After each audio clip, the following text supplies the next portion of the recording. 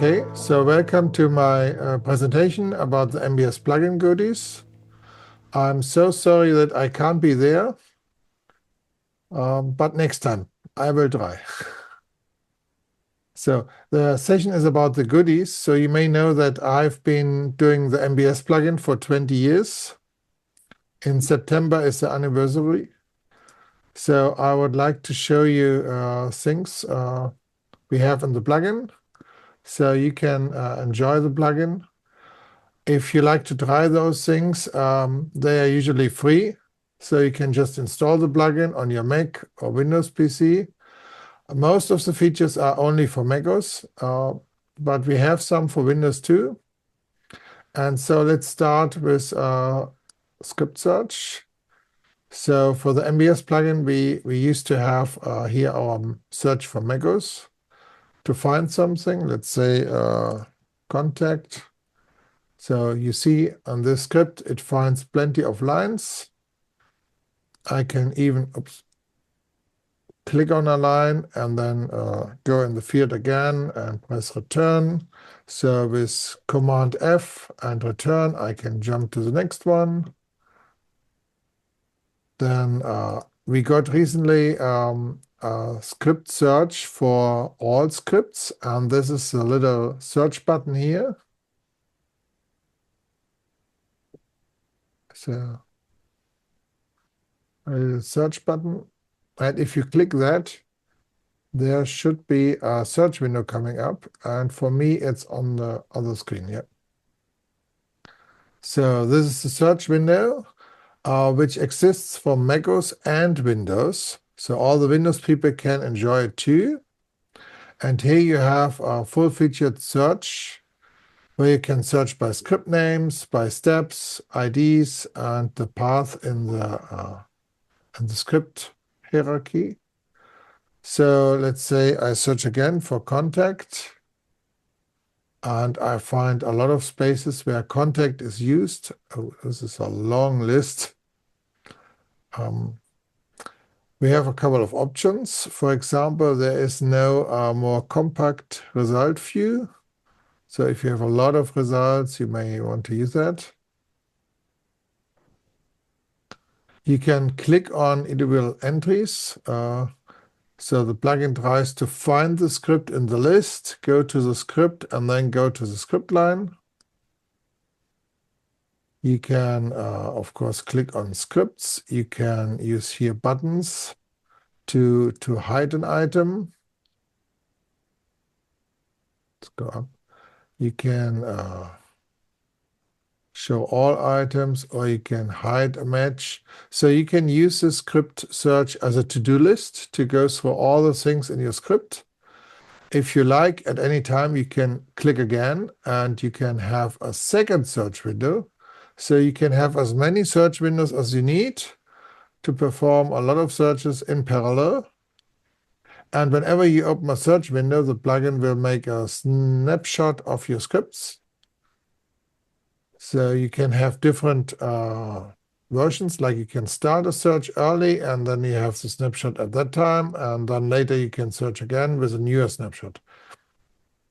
So when I do my search, I sometimes mistype things, but I can do a tolerant search, which would find contact even if I miss a letter, which can be very useful.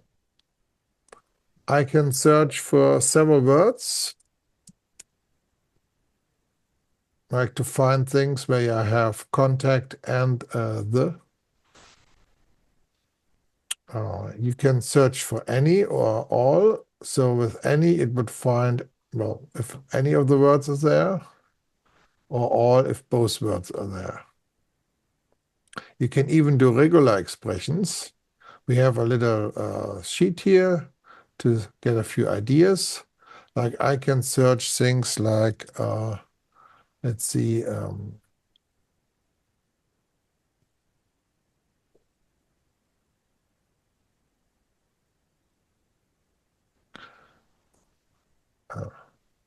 I have to click the search button.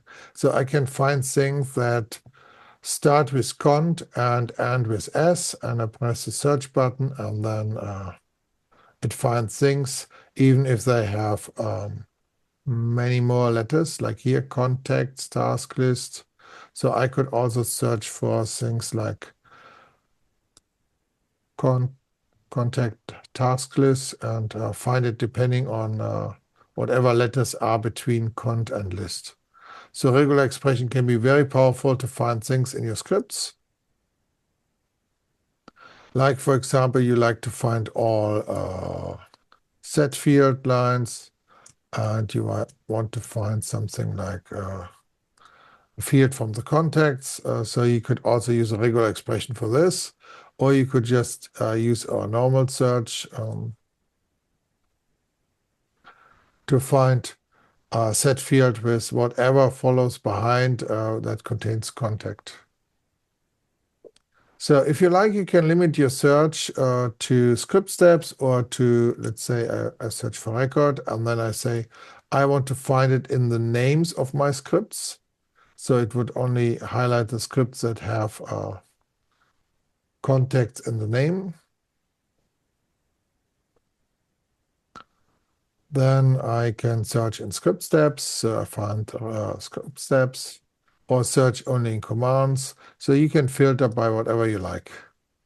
We have a few more options here, like case-sensitive search or to exclude comments, which can be helpful because sometimes you have a text in the comment and you like to actually find it as a variable name, or you may want to exclude disabled script steps. Yeah. And once you learn how to use the search, you may want to use it all the time. You may also here copy the results. You make a new window and paste it. So this may be useful if you have to make a change in all your scripts and you need a to-do list. So you know which scripts and which line numbers to go to and to fix. Do we have any questions about our search? The features that you're showing right now, are those come with the free license, or is this the one where we start subscribing? Yeah, that's actually free.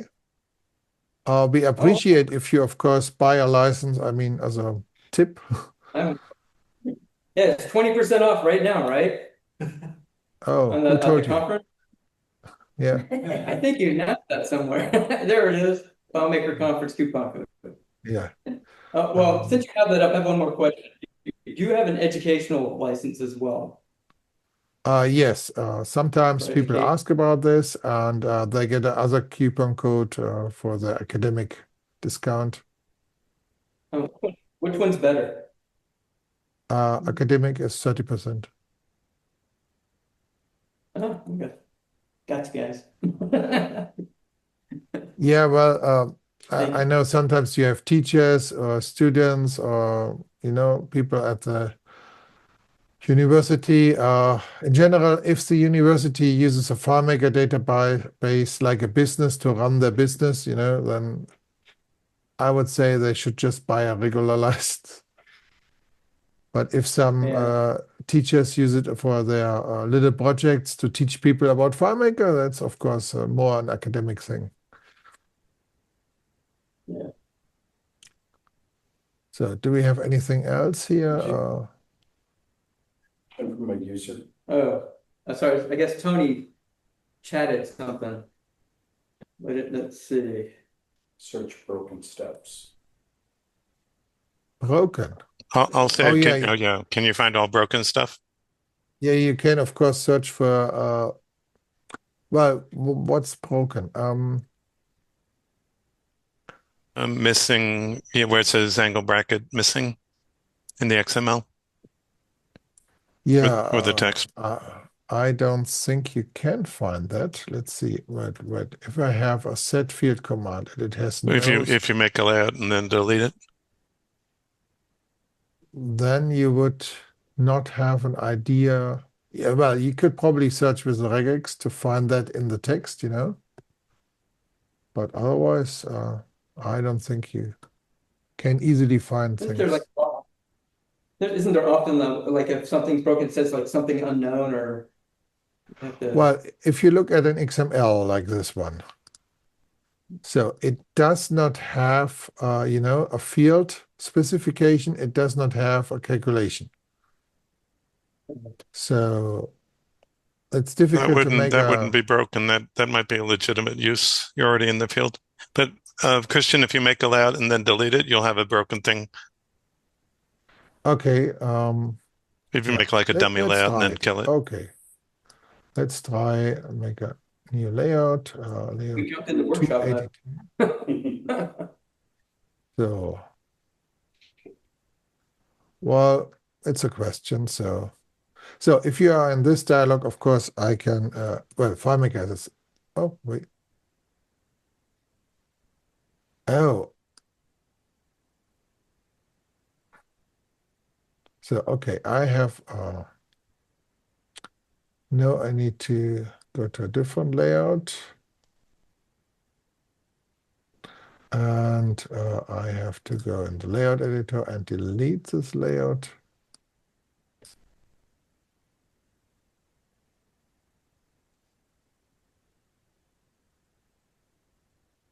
I know this is broken. Let's see what the JavaScript says. So the JavaScript is, not broken, but it has a name. And let's open the search again. New search window. Go to layout. So, but how would I find this? Would searching for like the word unknown? Bracket unknown. Nah. No, the text we have is text built in JavaScript from the XML. Not Let's see, this necessarily. is script 2836. No.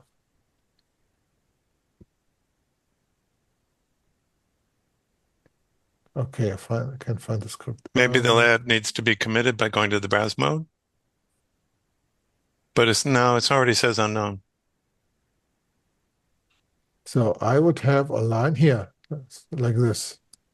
I would just have a line ending with layout. So I could maybe do a regex and say the text must end there. Oh, yeah, here. This is a mirror sync worker thing. Why can't I jump to this layout? Oh, they're all in some subfolder here. This is a huge solution. You may know it. There are tons of folders. This is con make activity. Giving away that sample file. This is just the starter solution from Richard Carlton. FM starting point. Oh, wow. I missed that. So that's strange because go to layout here.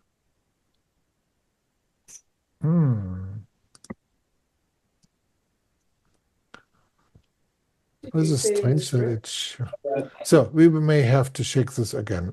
It shows us as a script step without a layout, but it's maybe just in our presentation.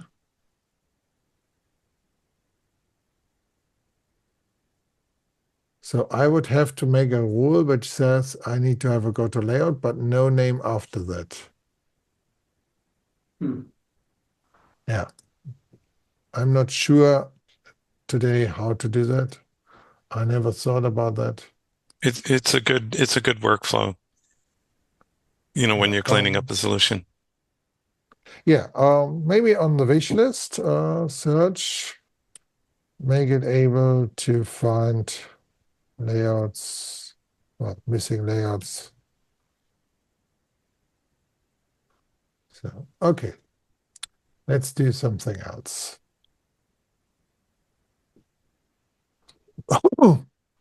So let's say we go to this dialog, manage database.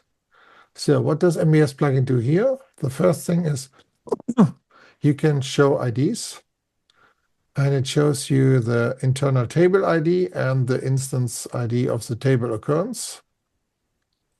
And we have a built-in search with the plugin, so you can use Command F to go into search, and then you can type something like invoice and jump to a table that has somewhere invoice in the line. Just surprised, but oh yes. There are a lot of occurrences in the graph about invoices. So you see it highlights the cell where it finds something, and you can click through it and find all your things, especially if you look for fields that may have a prefix, postfix, and you don't know what the exact name is. So somewhere is a price, and you can find all the things you like. Then we have a context menu where I can copy the content of a table. So this is a table view in the user interface, and I can use my context menu commands to copy the content of that table view, which is always useful if you need to, well, copy the stuff for your documentation, for your to-do list, for pasting in some other tool. And people love this, to copy things. You can also copy a value, like you may want to have this name, and you can just paste it somewhere. You can also sort a selection, which, well, it's sorted already, okay. Well, the plugin basically tells FileMaker to sort this alphabetically by swapping things for you very quickly. Then we have here cut, copy, paste. This is mirrored from the menu here above. And we have select all, and it shows you how many you have selected. So if you selected a few, it shows you how many these are. So then the plugin used to add table comments until Claris copied that feature into the solution, into FileMaker. Then on the fields, again, you can also do your copy content, copy the values, sorting, and here is a little shortcut to tell you that the search bar is available here to find something.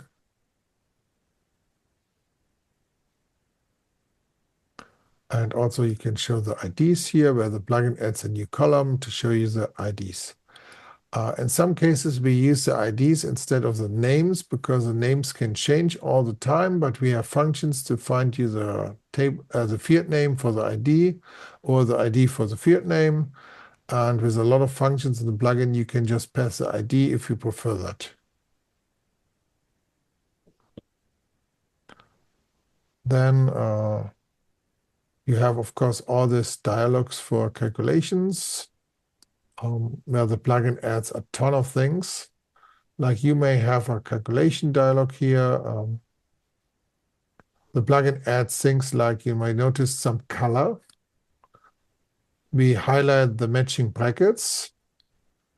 We give you red brackets if the color is incorrect. We allow you to change the font size in the thing. How'd you do that?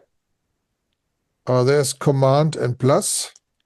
This is a Mac only feature. I mean, most of them are Mac only. So we highlight the brackets. We allow you to validate whether this expression is valid as it is. In this case, I don't have the prefixes, so let's relationship is missing. Okay, this thing doesn't validate well. The plugin can also format calculations and execute them. Let me just execute something 1 + 2. I press here execute. I get here a result 3. Also, this is valid, and I can format it. Now, the thing with execution is also that you can just make a selection and then use shift click to check only this part or execute only the selected part. So you can test your calculations while you're coding them. Also, you might note that the plugin shows you here the selection 5 characters long in the first line, 5th column, so you know where you are. Christian, so we're because we're not up close up to the monitor, we have trouble seeing some of the stuff that's up there. Oh, I saw this was on the big screen. Oh, it's not on a big screen, but it's some distance from us. Okay, sorry.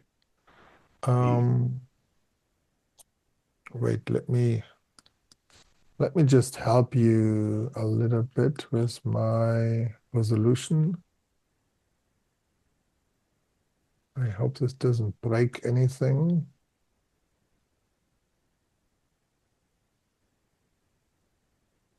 Make it a bit bigger. So when you have a calculation, so you can use the plugin to check the syntax, format it, execute it, add and remove the table occurrences. Then also I have things like here where you have a picker in FileMaker to find your table occurrence, and we have a shortcut recently added. What was it? Command Option T, which inserts the current selected table occurrence name into your calculation. And if you have a name there, you can also use Command Option T to jump right into this table here, which may help you to work on your calculations. Yeah. I think let's quit here. Then we have the relationship graph from FileMaker. You know, this thing can be huge. There are a lot of table occurrences here. They have all fancy names. We often look to find them. So this solution has plenty of them, and they are all prefixed. So the plugin adds this search box. We also have a similar search box on Windows. And here you can find all the table occurrences listed. Oh, there's really a lot of them. And then I can click on it, and it will show me somewhere where it is. 12. So 12F is probably somewhere here near 12.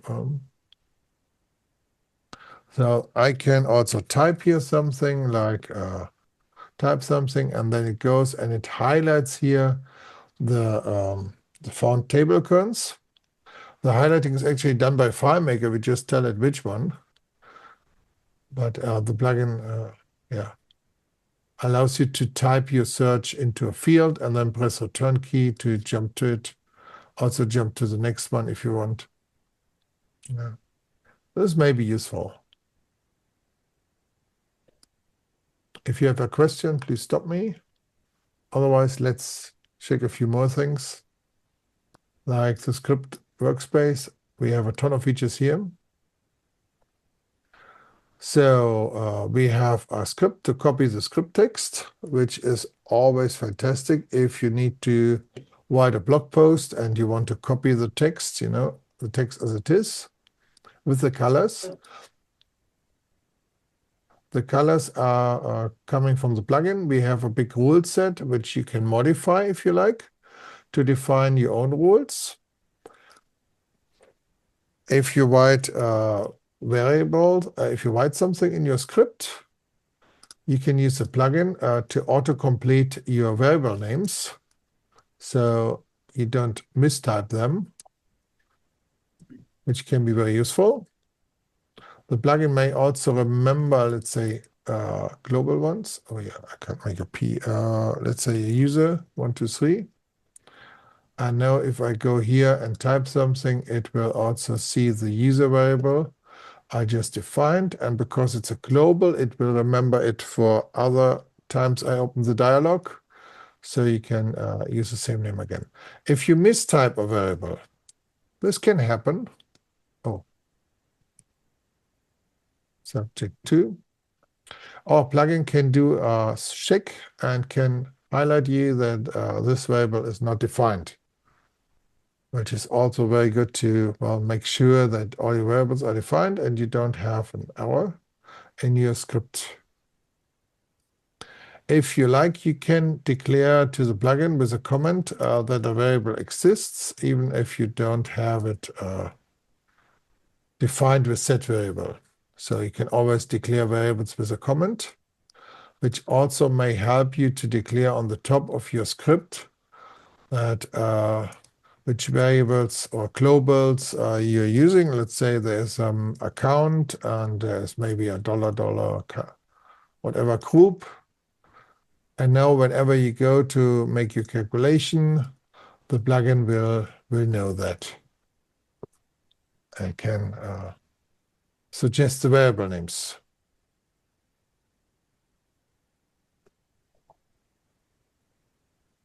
Well, I hope you like it.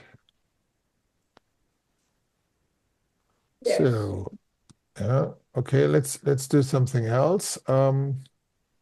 You're writing code like me. I often write things, and I may need an extra help.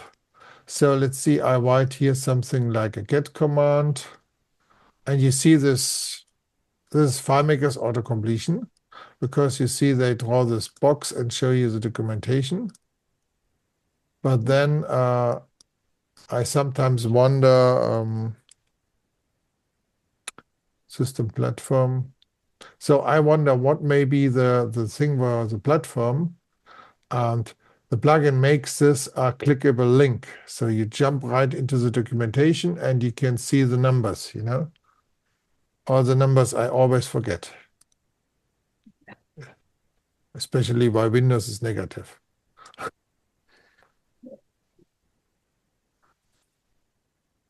Then we have, you can use MBS functions.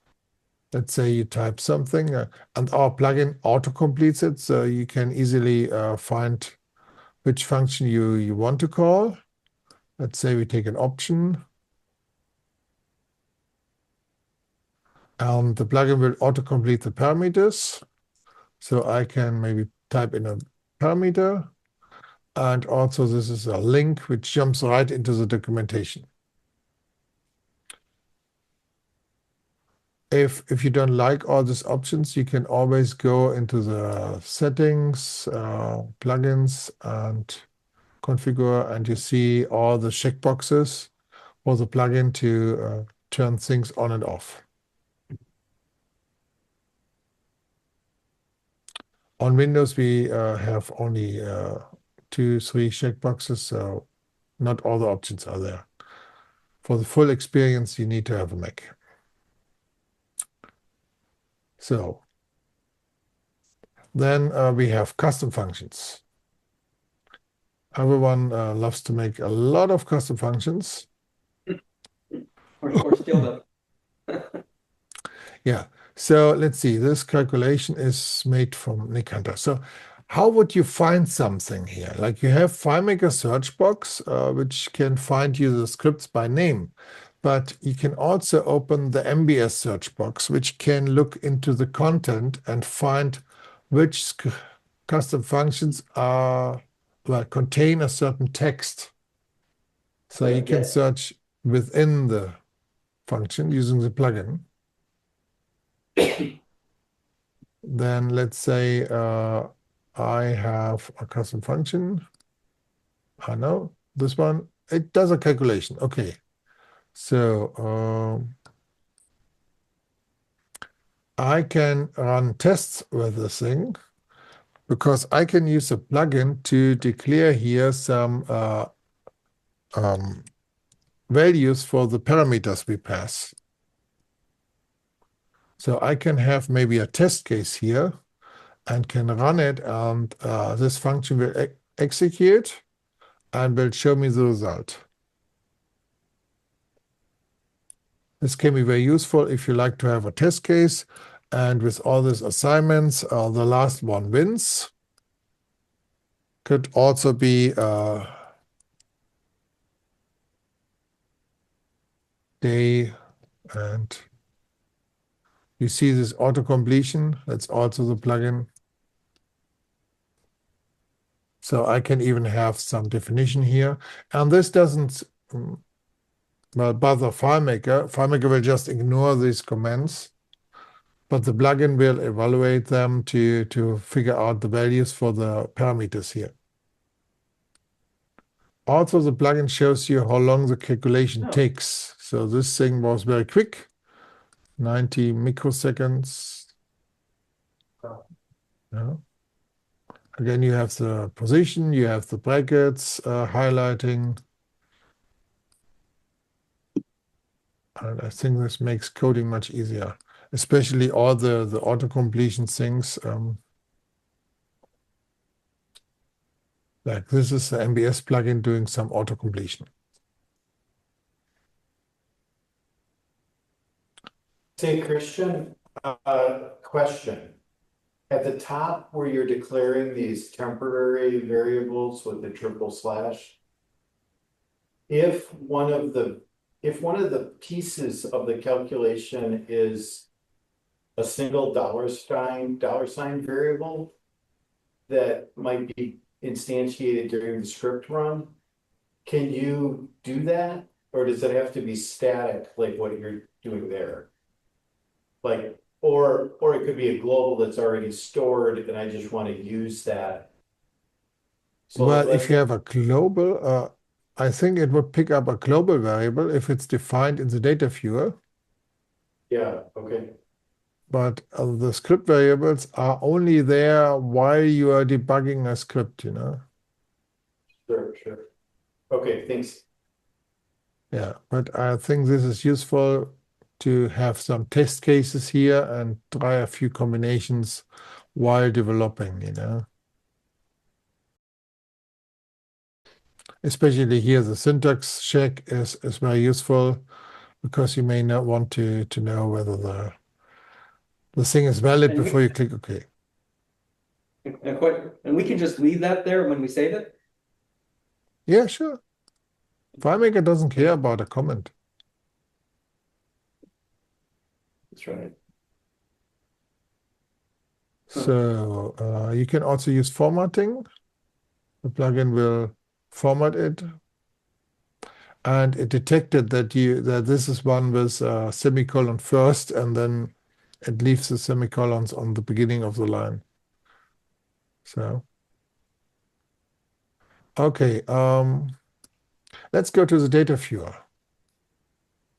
Or to the debugger, maybe to the debugger. Oh no, this doesn't run. Okay, let's change the script again and define a variable here and another there and say ABC. Let's debug this, step. And I'm in the debugger. I would like to know the value of this variable. What do? I go with the mouse over the variable and the plugin will show me. Oh, wow, sweet. There's a number. Let's see. Yeah, where's my $R? $R is a text. And you don't see that. I mean, if you have here something like, you know, the plugin knows the data type and you don't. So user2 is a text and user is a number, you know, the plugin knows that.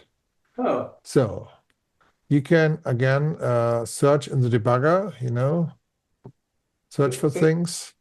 even the data viewer doesn't know that, or doesn't tell me Yeah, that. we can zoom in here, where the plugin zooms the view of this table.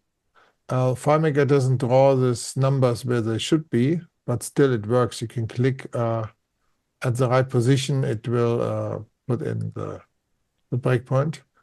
So you can zoom, you can copy the script text again.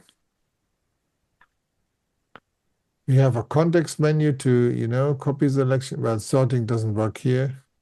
Oh, I should hide it for the debugger. Oh, good idea. Yeah.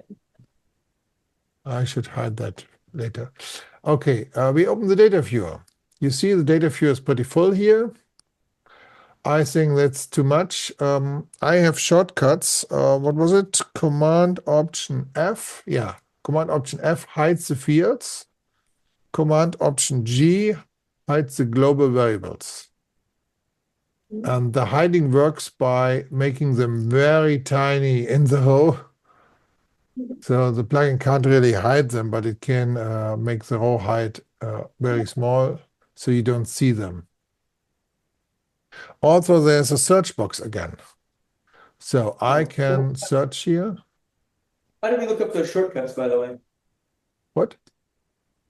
How do we look up the shortcuts?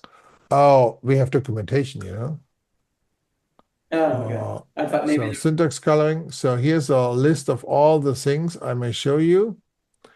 And here, for example, hide lines in the data viewer. And here, for example, is a list, you know.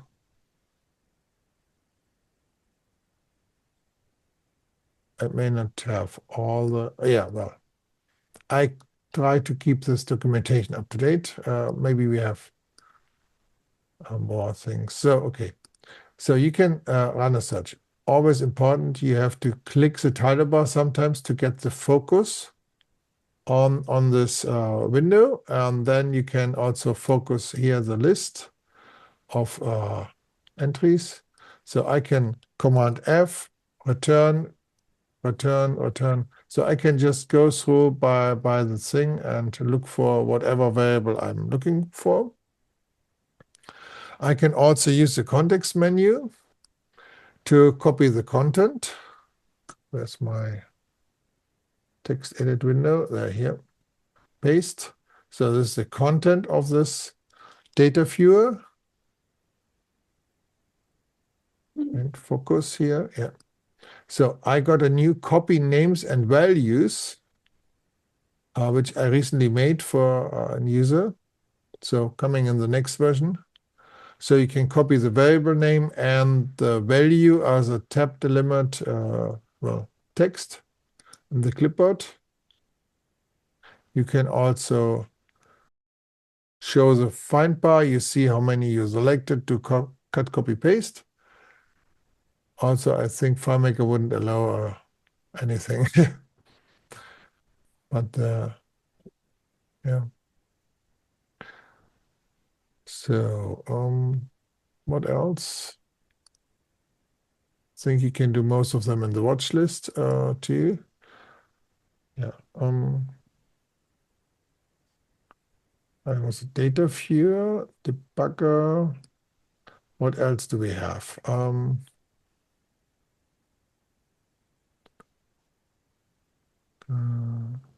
Yeah, our script highlighting has a lot of things for, you know, finding errors. Like if you have perform script and you have no script selected, the line is red. But if you have something selected, the line is blue. And same for a lot of other script sets. The default set of rules is quite extensive. Also, you can change it. We have the syntax color, syntax coloring, the FileMaker database with the rule sets, and you can change them. So we have a box for goto and line numbers, which I disabled here. Let's see. So you can decide which things to show. Apply. And oh, I have to open again. Yeah. Save. Open.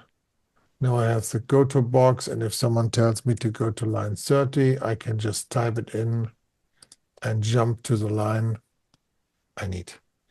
So if you click on an if statement, the plugin will highlight you the matching end if, which can be very useful. Like, let's here go to my, where is it? My snippets. No, where is it? So you can modify things in our context menu. Again, you can copy things, you can hide things, you can find in the script, get some help. Oh yeah, help feature is also nice. I made this in the, I think, last version. So you click on a script step and it has an entry help for the script step and it will open the FileMaker documentation. So maybe useful. So then I used here one of Russell Watson's tools to get a lot of commands here. And now I always have to find where is my tool, my for loop. So he adds a lot of things, snippets. No. Oh, a lot of tools here.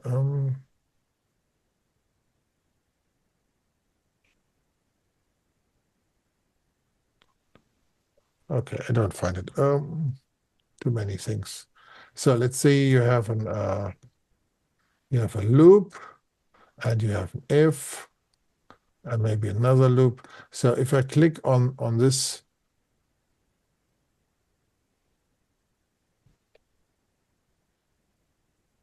did I disable it?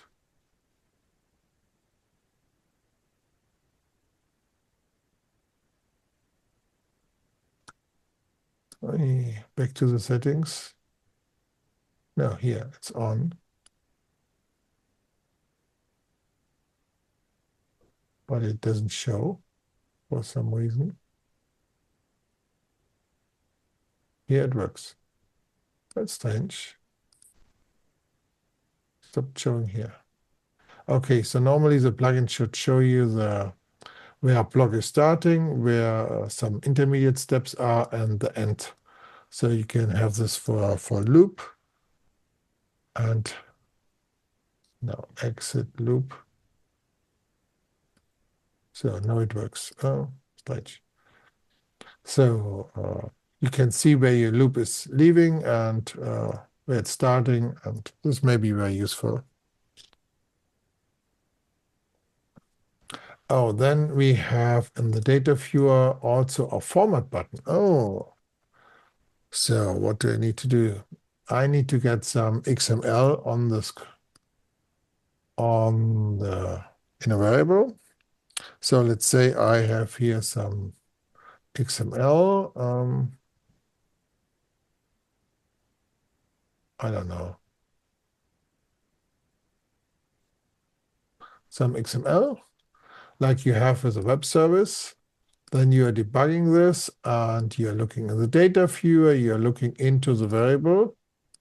And here is a format button from the plugin, which will format your XML to, well, show it formatted. I mean, if you get a XML from a web service, it doesn't look pretty usually. So you may want to make a nice XML, and then you can read it. The same thing works for HTML and for JSON. So this may also help someone. Oh, yes, Heidi came in. Someone came in, okay. Yeah, it was Heidi. Oh yeah, welcome Heidi. So let's see. Do you have any questions about these features? The plugin used to have code folding, but that got built into FileMaker, so I removed my version. But they'll have things. Let's see. Oh yeah, font settings. So you may see that I have a font picked for my script workspace. Here I have JetBrains Mono.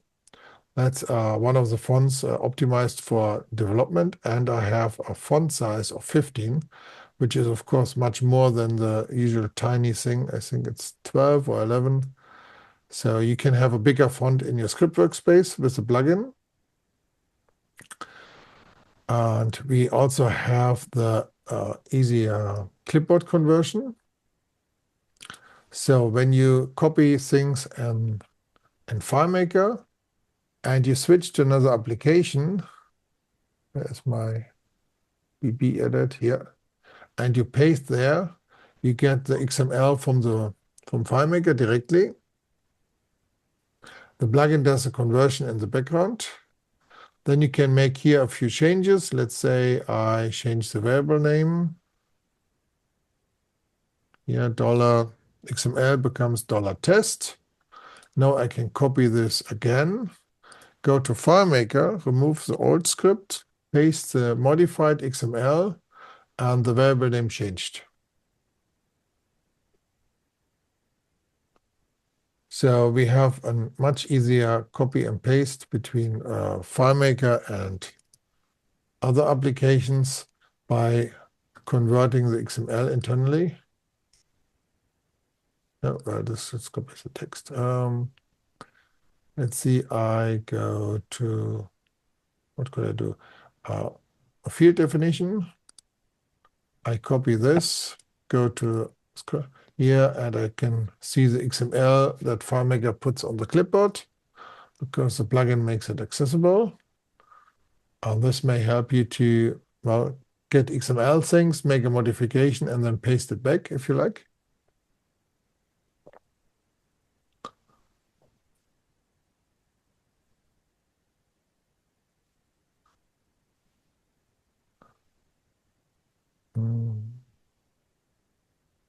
Yeah, there's another feature we have with the plugin. I'm not sure if people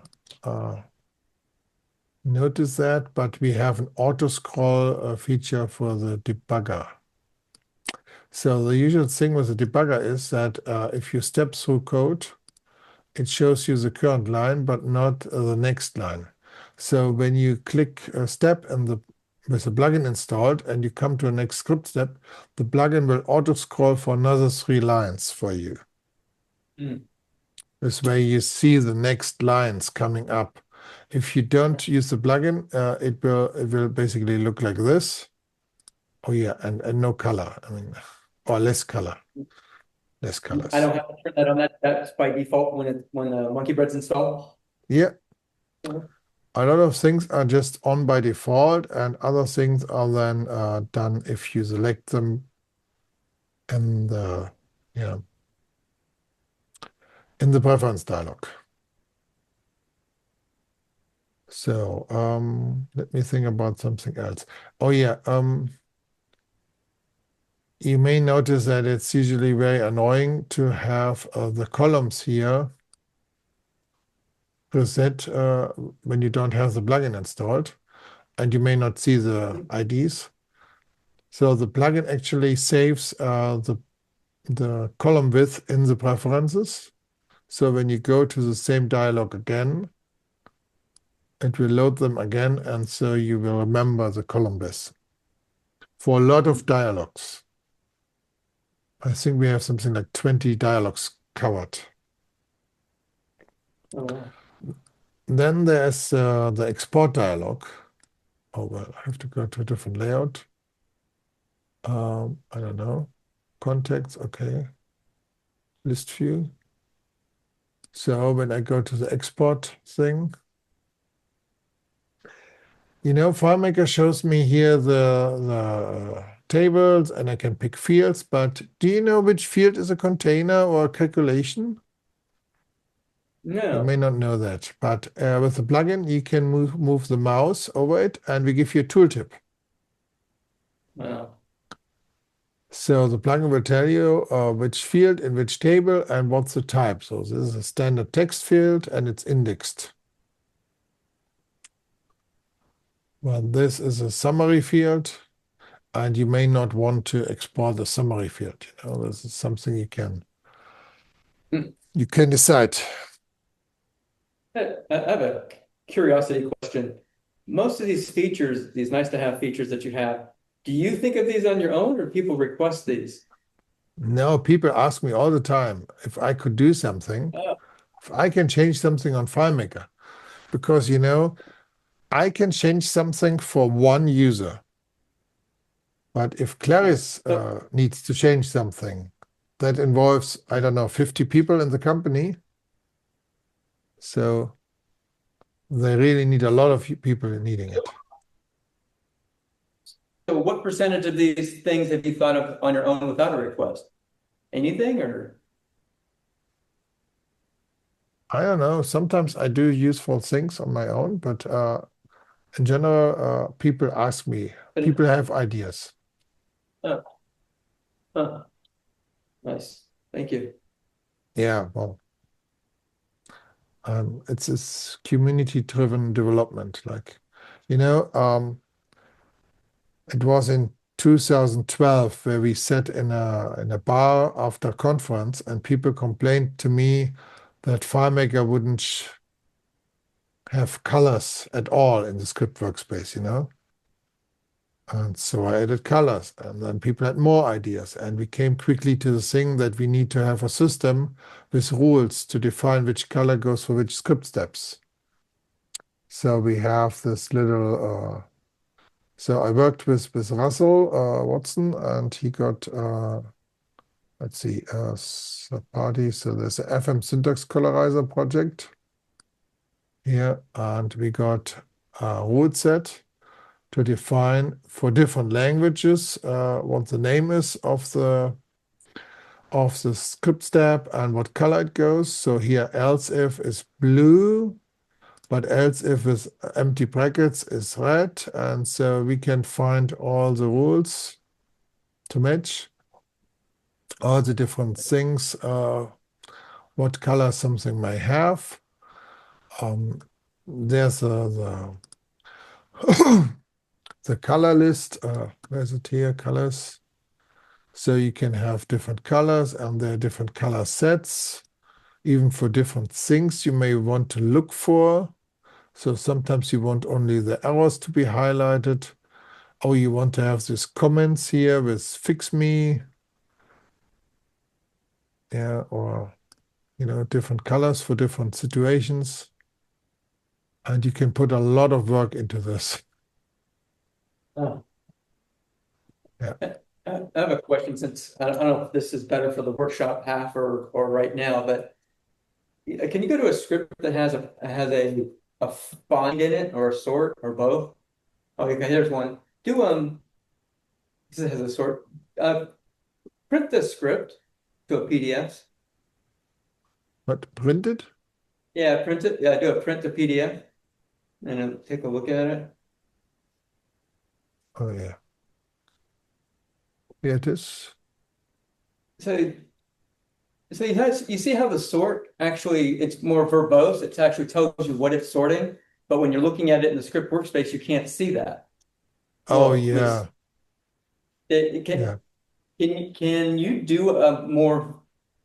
I would like I a more don't really verbose. have influence on how FileMaker shows the scripts. And the Okay. thing is, my search here can only find the visible text, Like this one has Oh, here okay. a lot of things like sort calc, and if you search here for sort calc, there is no sort calc. So the plugin can Yes. only So I search have a here the visible request. text. But if you go Right. here and into our script search, you can actually find the sort records with the sort calculation. Oh, yeah. That's at least we have that. Yeah, I had a request, and it's one of the ideas I put in for the product, is that if we had switched to verbose mode, because they tell us, well, a lot of the workaround, they tell you to do a find in multiple steps instead of doing, enter find mode and then set the field, so you can see what you're doing when you're looking at the Mhm. script. Otherwise, you have to open up the find to see what you're doing the find on. And I just thought, well, if you had a verbose mode, then you could see that instantaneously without having to do all those steps. Mhm. Yeah. If you use here Script Workspace a lot of times, you may want to learn to use the option key. So if you have here set variable and you make double click with option key, the plugin goes into the calculation right away, which can be useful. So you don't need to do that manually all the time, but just instead, normally if you double click, you get into this dialog first, and then you click specify, And with option, the plugin does that for you. Nice. So I think we have probably all the goodies already. I mean, I probably forgot a few little things. A few. Now, anyone has a question maybe, or? Anybody Oh, yeah, else? invisible. Here, you know, there may be a tab somewhere. Oops. Let me copy and paste the tab. So there's always a problem about the invisible characters. So there's an invisible character. So, and we have a little shortcuts. What was it? What's like a tab So or you something? now here, so you can show the ruler. Yeah, it doesn't need to. Show invisible character is here with I, Command Option I. So you see there is, it draws for tab, it draws an arrow. And for space, it draws a dot. And then there are many more invisible characters you may have in your texts, which would show up in different ways. So we have, oh yeah, we have here Does that within your when you- calculation, we have a find and replace. So you can replace things in your calculations. And we can move text left and right. So let's say I have, oh, what's that? I have maybe a few things, and now I can use here can select different text things and move them left or right, you know. That's here with command bracket. Oh, and we have also the cursor key and up and down to move rows up and down. Also more advanced feature.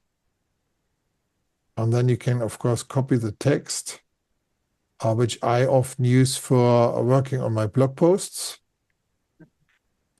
Style text. And the table occurrence, oh, there's an option missing. So I need to fix the documentation.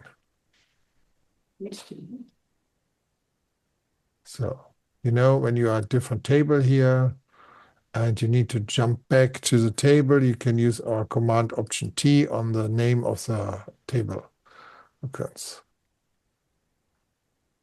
Okay.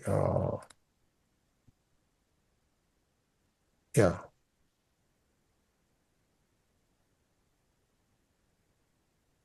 So I'm reading through the list, but I think I covered most of them.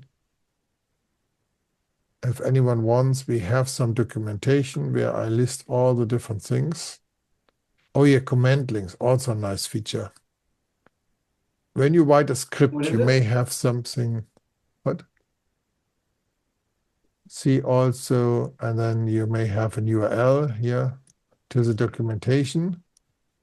And when the plugin sees an URL in the comment, it adds here a button to jump and open this link. Yeah.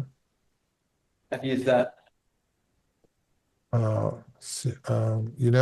This may point anywhere. See also, FMP URL and some server and some database, You can put in FMP links or FTP links or whatever you like.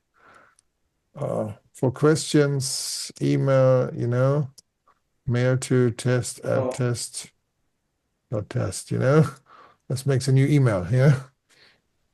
So you can have powerful links in your comments, and the plugin will recognize them, which also allows us to have some kind of, thing, go to links, go to 20.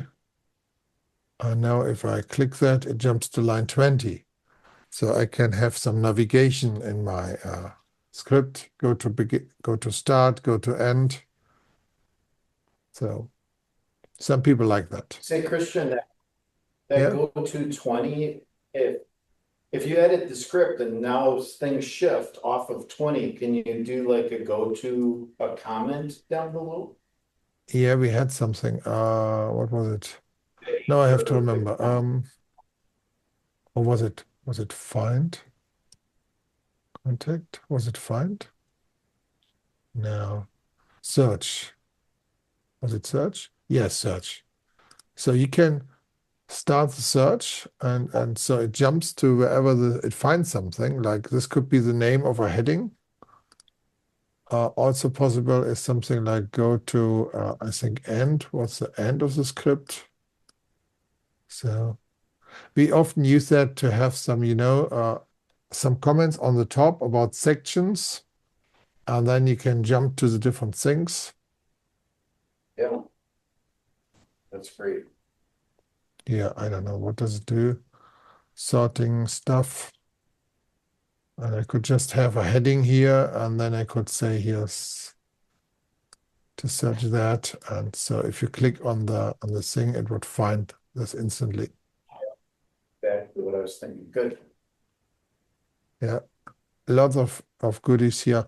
It's things we collected over the last 20 years, especially the syntax coloring since 2012, so over the last 14 years. Yeah. If you have any ideas, please send me. Let me know. Yeah. And otherwise, thank you for watching. Thank you. Thank you. And are you going to do a workshop here in about 30 minutes or 20? Yeah, in a few minutes, we will go and implement some MBS features into our database. So Yeah. I hope people have some ideas. Well, we're still on recording, but DIGFM's still on recording anyway. But you can stop, yeah. But DIGFM's still going, so we're going to keep this recording. If Tony can talk your ear off if you want. Or hold on. Here's the good news. Hey, Christian, I just bought a 5-pack, so now I got 2 5-packs. I have the one that expired like a little while ago, and you should have gotten an email, or you're about to get an email. Okay, thank you. I'm going to give you some ideas. Sure. Do you get when someone orders, you get an email right away? Usually, once it's going through, all the credit card checkings for whether you're worth it, It's doing the credit card review. It should yeah, clear. well, it takes the order and then it usually takes a few minutes till it shows up here. Yeah. Let me just say one thing following up on Eric's question. And we have some hacky tools, and one of them that we have is if I'm on a sort or a dialog for that matter, I click a button, it takes the XML, it picks out the sort criteria, makes a comment above. I saw you had a transform. I wonder if that's in your wheelhouse. Click on a sort and make a little comment above, revealing the hidden stuff. No, I don't have that currently. Is that something that you could do? Sure, how I could build it. I mean, well, I know what we do. We copy the sorts, or the dialogue is the other one that is cryptic. We look at what's inside the XML. Yeah, you build a can comment. use the plugin to copy the content of the sort order list. And then you could paste that into a comment, yeah. Yeah, that'd be a nice feature. I mean, we use it a lot internally on this thing that is too buggy to sell. But if you added that, it could be a crowd pleaser. A goodie, as you would say. Yeah, well. Another thing. When I started to modify FileMaker, I didn't want to charge for it because it was kind of a hack, And I couldn't guarantee well, yeah, that's I do that. Like, if it's hacky, I'm like, no charge for this hard drive. Yeah. You can't promise people that it will work in the next version, How do you, in terms of, I know you have a lot of stuff that's available for free. And I guess there's no harm in telling a customer, hey, you should install this plugin. A lot of stuff is free. Maybe it leads to a sale. And, if they're feeling. Yeah, that's the idea, I get people to install the plugin because they want, color in their scripts or auto-completion, And then eventually they figure out that I have 7,000 more functions, Right. It's a freemium model. Yeah. Christian, you need a break? Oh, no. So John Howell asked a question. If someone Oh, yeah, edits John this, Hall. Anything that John Hall's asking, it's me. okay. If someone edits a script, would you be able to auto add a comment at the end about who edited what and when? So that's a crowd pleaser here. Christian, I'll tell you what we do. We've got an Objective-C thing. It's actually in Swift now. It's internal. It works 99% of the time. We have no intention of selling it today or tomorrow. But what we do is we comment like a bunch of lines. Comment? We highlight a bunch of lines, click a button, and it makes a comment above that says something, developer name, then just the number of lines, and then the date. And that's our comment. It's kind of like figure it out.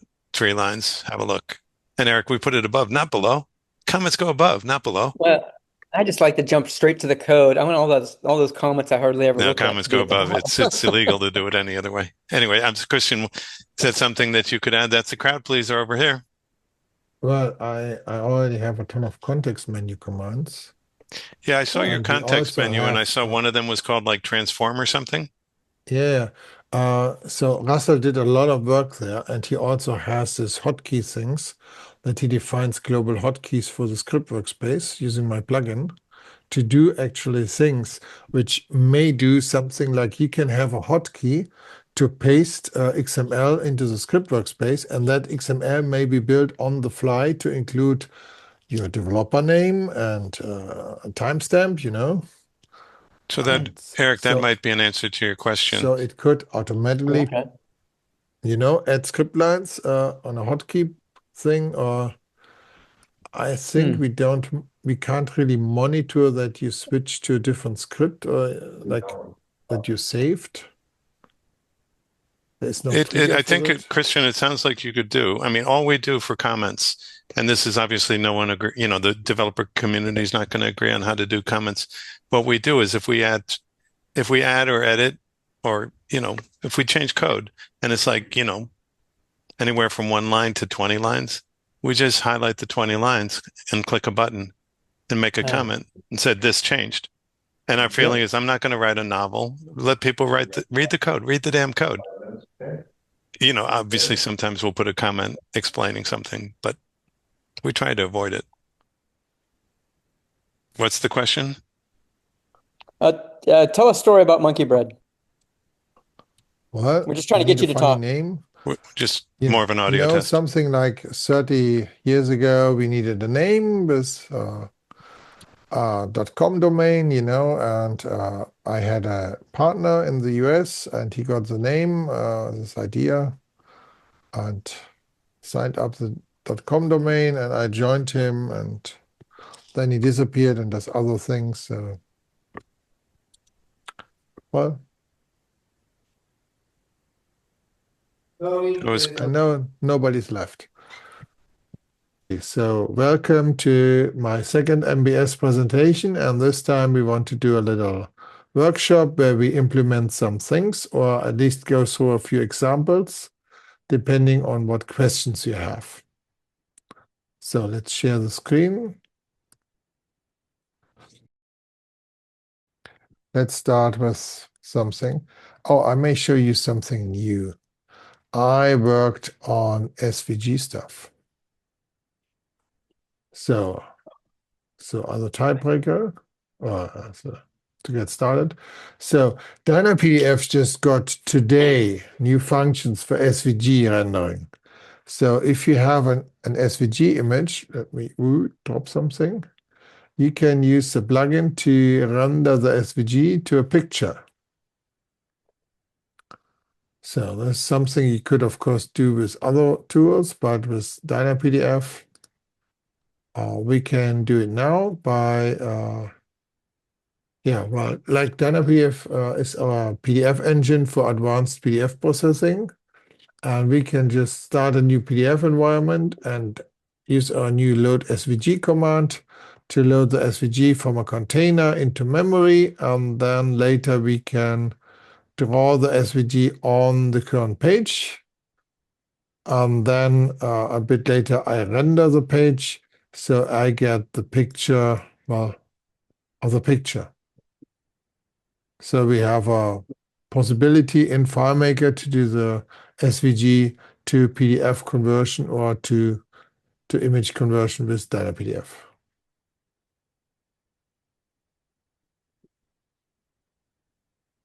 Yeah. Do we have some technical problems? No, everything should be good. Cool. Just, Awesome, thank you. dinosaur. Yeah, I thought this might be a good one. Okay, so what MBS feature would you like to add?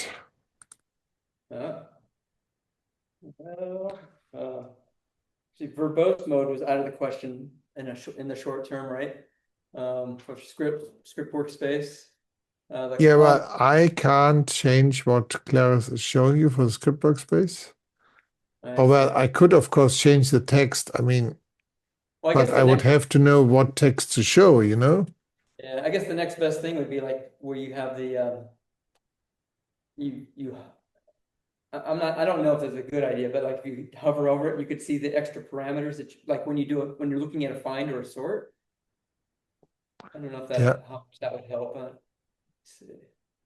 Yeah, still I would need to, yeah, I could do copy and then yeah, well, we could think about that. It's but it's not very easy, and I'm not sure if this would disturb, Yeah, you're right. We'll see. And of course, next door you can ask Clay to change what things I just did. Okay, Well, I think I offer. Yes, please. Oh, it's beside the point. But I went to the ideas page to look up stuff, and I couldn't get to the ideas page today on the community. Oh yeah, okay. That's Yeah. That's the place where you go and say, "Hey, Monkey Bread can do that." Yeah, well, I myself take a look sometimes there to see if I find something I could do. You know, if you're on the community on platform, there's ideas, and then you have thousands of ideas. It doesn't finish loading. So it's the same thing I got. Yeah. So I'm not sure why it's here endlessly loading.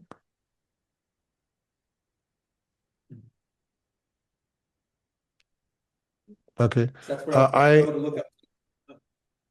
Yeah, from time to time I click through to see if there's a good idea, so I can add my points or comments, or maybe I can even build it into the plugin. You never know.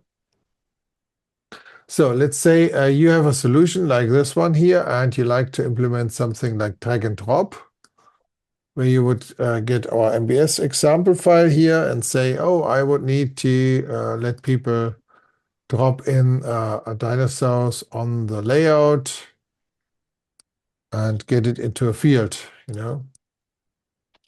So currently I can, of course, manually drop something here, but this is only for, one file.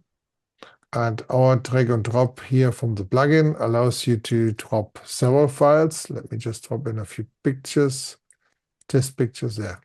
So I come here with how many? 10 pictures, and I drop them. It imports them all into the file. This is something a lot of people like.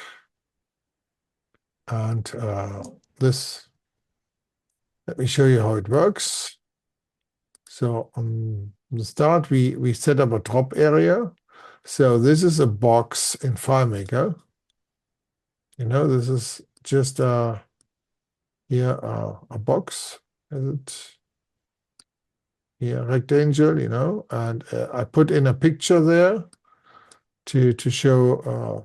So I see the box in the layout. It's white on white. You don't see it. So with a picture, I can actually have something to see. And then in the script, we tell the plugin to use this box named drop as a place to put our drag and drop control. And then I just tell it to accept file drops and also text. And I can set the script to run and what cursor to show, and I'll use a special picture to make sure this has the view I want, this drop files here.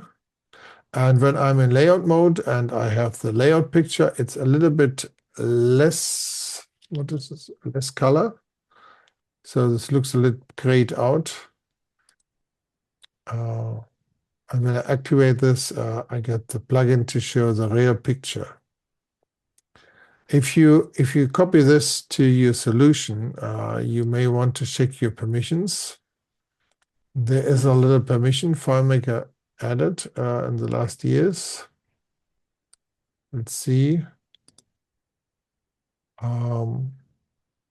French, this is in German. Okay. So if there is an FM plugin permission, it must be granted. So if you don't have that, it's fine. But if you have the permission, you must be allowed. Otherwise, the plugin can't trigger a script. Yeah, here is it.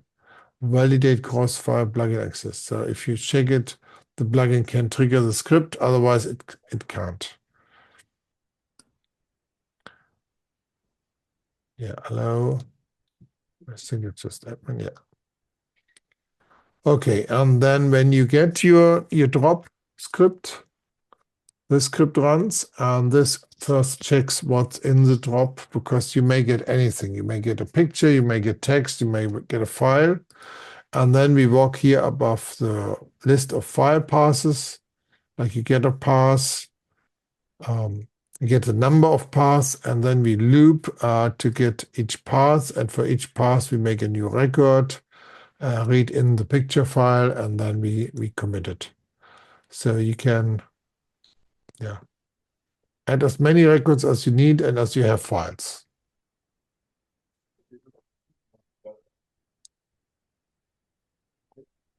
Was there a question? No, there's people in the back talking a little bit.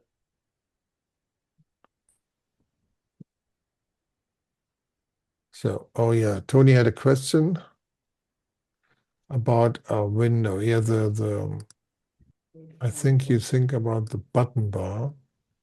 Oh yeah, I think he showed that, right? You know, this thing here with the... Yeah, can you hack that window to make it bigger? Yeah, well, I tried to change this thing, but it messes up the whole layout. Yeah. Okay, I got a second question, maybe.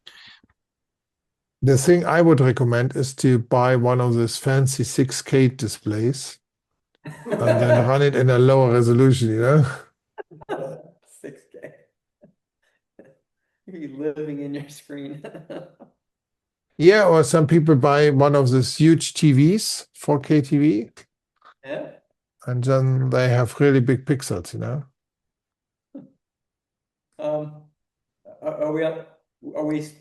Are you still showing something, or can we ask? No, you can ask a question. Security. Do you have anything for security? What kind of security?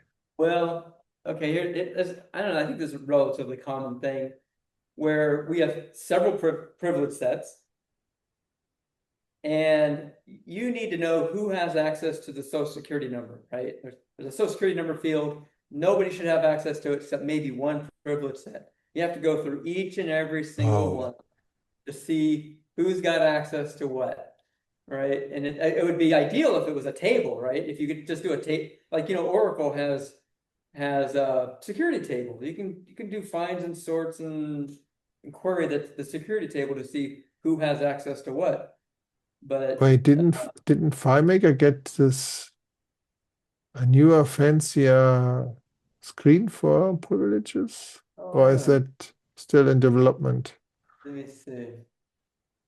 So I remember a conference where they showed that they have a new overview thing to show you the permissions for everyone.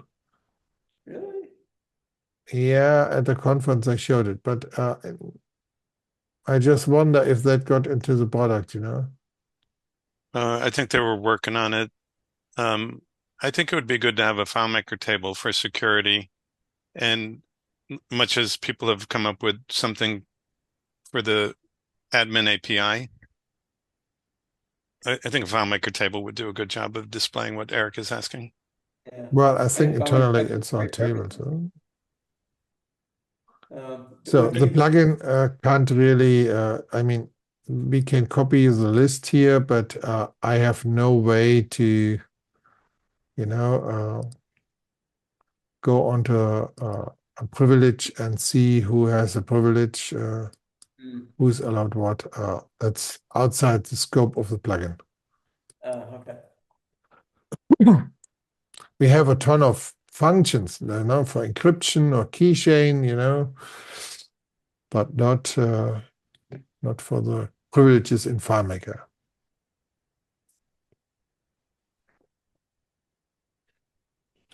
Yeah. Anything you would like to see So specifically? Christian, I got one that maybe we're giving you hard stuff. Maybe this one is possible. I'll read it. It's in the chat. It's does your script search feature, which is very cool. What you demonstrated in the previous presentation is very, very, very powerful. One of the things that we do a lot with a competing product, I guess. Yeah. Does your script search give you the ability to show only scripts that are commented out? We often comment code and leave it for a little while in case we messed up. Yeah. And we Yeah, I want think, just the commented code. It would be really useful if you're doing a cleanup after after X number of months, script steps that you commented out. I was like, okay, I'm pretty sure I can get rid of these now. Yeah. So I think the next version of the search tool has not just here the exclude disabled thing, but I think you have the switch about all exclude or only the Like disabled step. flip it around. Yeah, the inverse of that would be really useful. And I think same for the comments. You have this not just here exclude, but you have this include the comments, only in the comments, not in the comments, That'd be very useful. Yeah, I think that's coming. Okay, another thing I could show you are web viewer integrations. So we have now here custom web viewer example. So I worked on this the last weeks, months. So when you create a web viewer with a plugin, there are a couple of options here, flags, where you can allow things like script triggering from JavaScript and FileMaker evaluate. So let's just try to enable this 003. Let's make a web viewer. Now I go into the inspector for this web viewer because I always have this enabled to have the inspector, but we have a plugin call to enable the inspector. So you only enable it in your solution if you are, signed up as a developer with full access account. Otherwise, the normal users may not get that. And now you can see here the FileMaker command. And like FileMaker itself, we have here things like perform script, where you put in the name of a script. Let's just make here test. Oh yeah, there's a test script. And let's say parameter hello. You see, the JavaScript can trigger a script, but I also added the possibility to have evaluate there, which allows you to have FileMaker calculate something and provide the result asynchronously back to the JavaScript. And that's why we need the await here to wait for the result and then print it. This also allows you to have things like get commands. So I can here put in get account name. I could even have something like a plugin call. So if you have a web viewer running, for example, on AI agent, it can use FileMaker evaluate to look onto your current context. Like it can read all the variables you have. Like you could put in here $, whatever, $, user doesn't exist. Okay, undefined. So you could put, you could have your AI agent in the web viewer look into FileMaker and get the variables, call MBS functions or get functions or read fields. That's also possible. Like, do we have a field here? Yeah, there's text field. Hello world. So it's named text, and the table is named own web viewer. Okay. So own web view text. And there's my hello world. So if you use the evaluate function and you enable that for the web viewer, because you trust the web viewer to not do bad things, then it could get your list of fields, can get your table list, can query a lot of things. Yeah, and maybe help you with your solution. Another cool thing is that you can create web viewer windows with the plugin. Oh, it's on the main screen. Yeah. So this is a window made by the plugin, which contains only a web viewer. You can load whatever HTML you want there. You can run whatever JavaScript you like. You can have your chatbot run there in the window next to your, FileMaker window. It can use FileMaker evaluate and trigger scripts if you need that. So you could build some hefty, heavy integration into your FileMaker solution.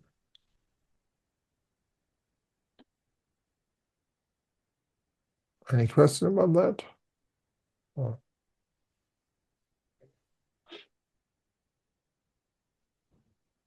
I'm just thinking about how I'm going to use it.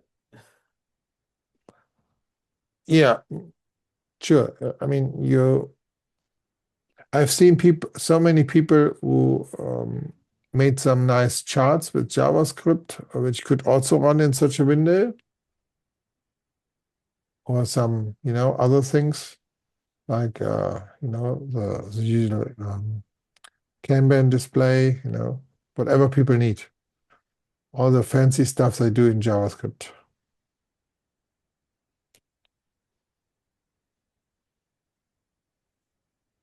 So what else do I have? Do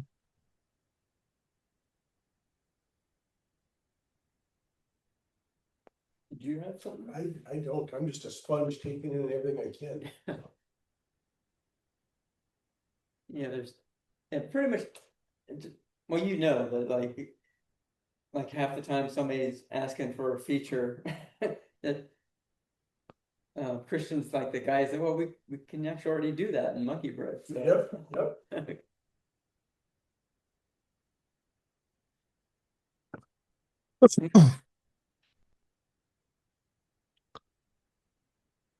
Yeah.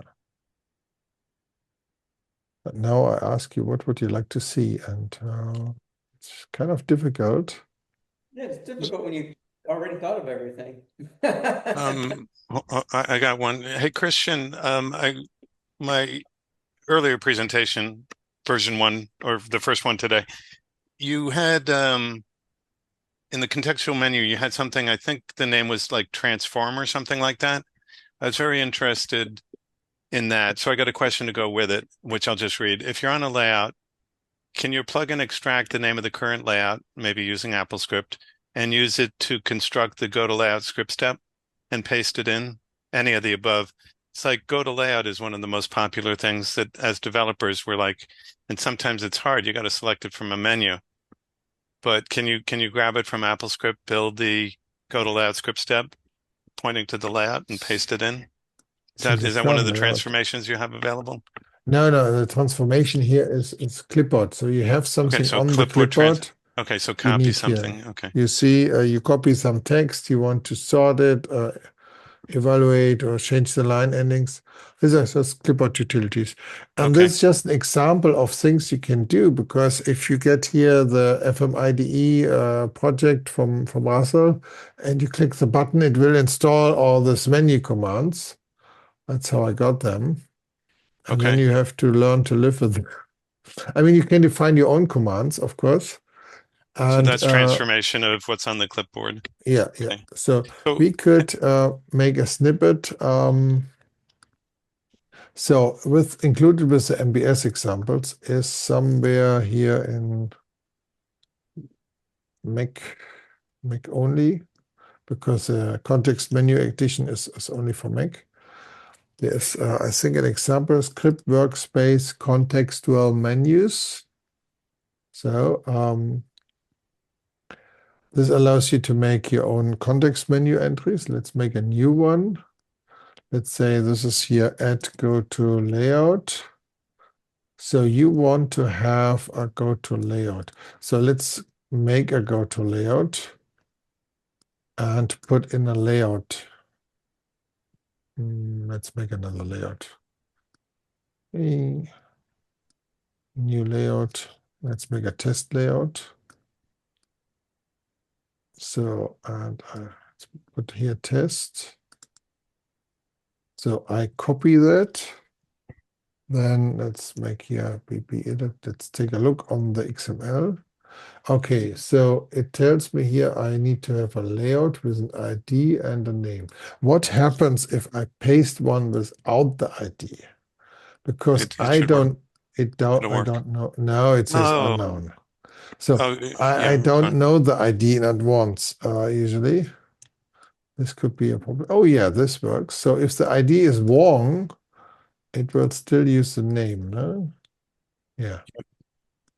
Okay, this is a hint. I can just produce, a big Anything. number, which is always wrong, but here goes the name.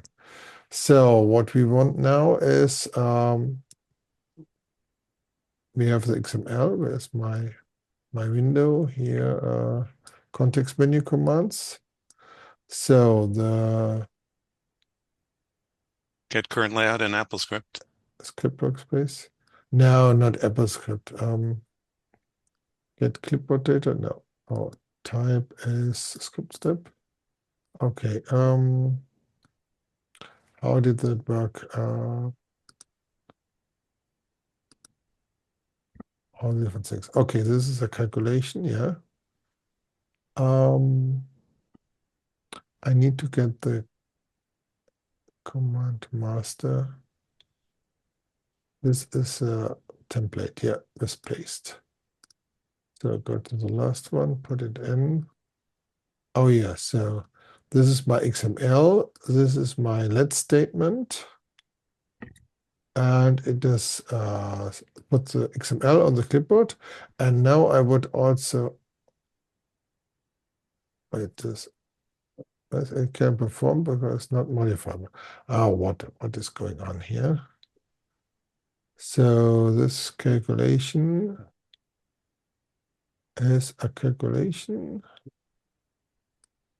So I need to manually edit this thing. So I would prefer if this would be a calculated text field.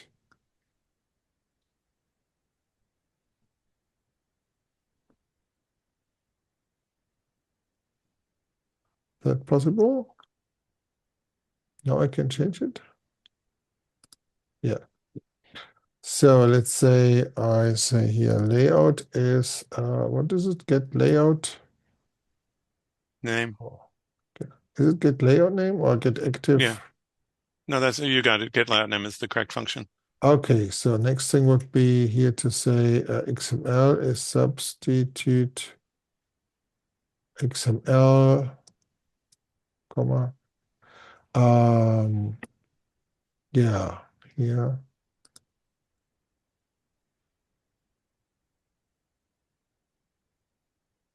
Let's say we have XXX there, and we replace this XXX with the layout name. And the parameters are semicolon.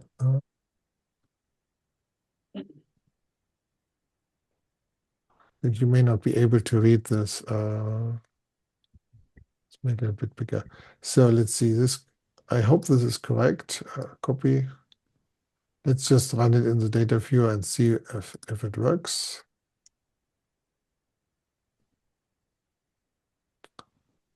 Syntax is okay. It's always easy to miss a semicolon. So it will replace the XXX with the current layout name and put it on the clipboard. Now I use here the install menu command. Go to the script thing. make a new script and use here add go to layout, and it put in a add go to layout, and it got the layout name from somewhere. I'd like Yeah. the first one. Yeah, it's a different file. So okay, make here a new one and now try it again, and you see its own web viewer. Well done. Well done. And then I go and test, and it goes here. Now it's test. Beautiful. That's bread and butter. So That's one of the more popular script steps that we're going to do in any given. By the way, Christian, very well done. If you could do that, the other one is script steps that contain the table occurrence, which would be the function would be get, what is that? Get layout, table context or something. No, what is that? Table name. I got to go Yeah. look it up. But yeah, you know, Go often if to- you're branching on, what are you doing? You're branching, I got to go look it up. If you're branching based on anchor buoy, and if you're branching on your table name, but I I go gotta go to the look. layout. Hold on, it's layout table name. So it's the same as layouts, or a similar use case. You know, if So you I'm on the mean we- contact table, go here. If I'm on the products table, go here. If on the blah blah blah, it's an else if table context. But yeah, okay, so layout.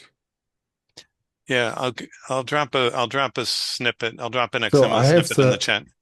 okay, but I have the table name, and what do I do with the go to now? Well, I'll drop a Because snippet. I'll drop a snippet. But what you just did is actually, it's sort of the same template. The fact that you could do it for that means you could do it for the other thing. So then, okay, so you just go to layout. So instead of fishing through, so a developer with this plugin would, instead of fishing through all, 100 layouts in a file, they would just click a button and it would be go to this layout, the one that I'm looking at. That's a Yeah. good, that's useful. Obviously, that's useful. So then the other use case would be,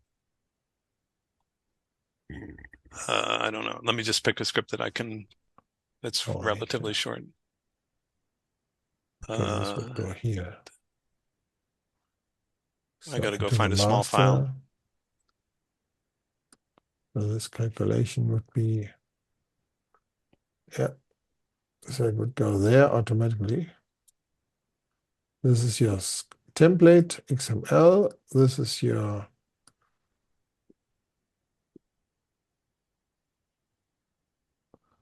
master, and the XML is added there, a snippet, and this way you can have whatever XML you like. Yeah. So, hey, Christian, I just dropped a script that demonstrates, and I don't know if you want to beat it up too much here, but I just used Monkey Bread plugin to copy the script text of a script that branches based on the result from the get layout table name.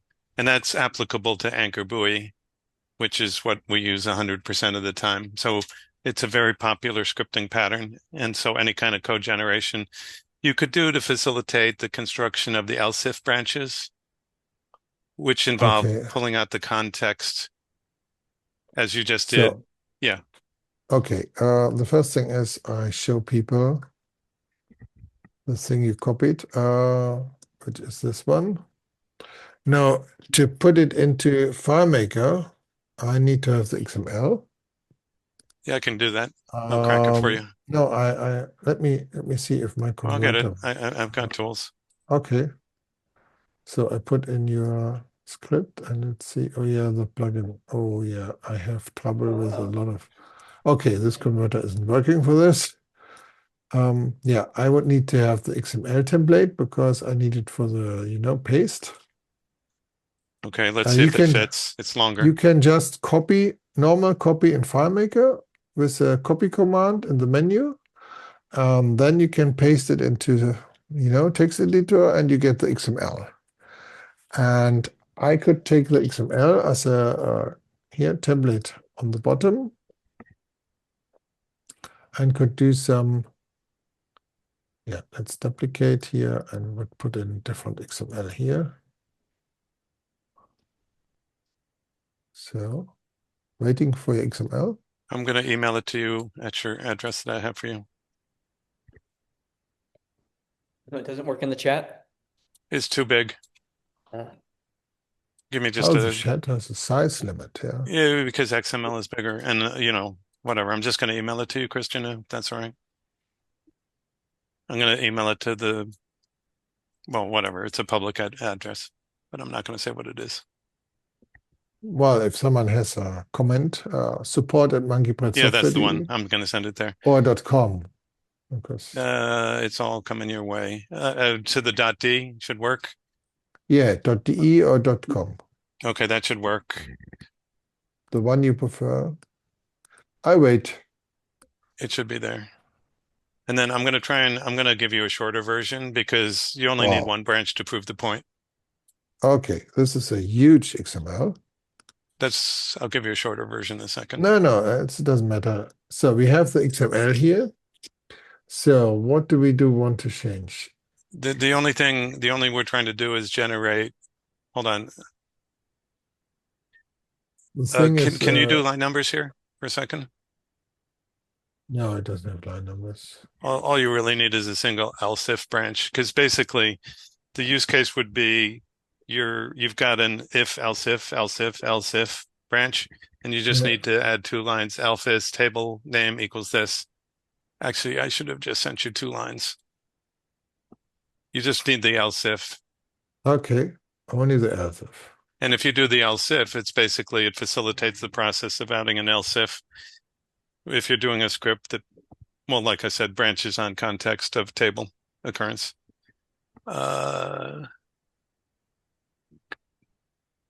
If you have line numbers, it's just any of the else ifs. Okay, and then it's go to layout, and then so I remove all this.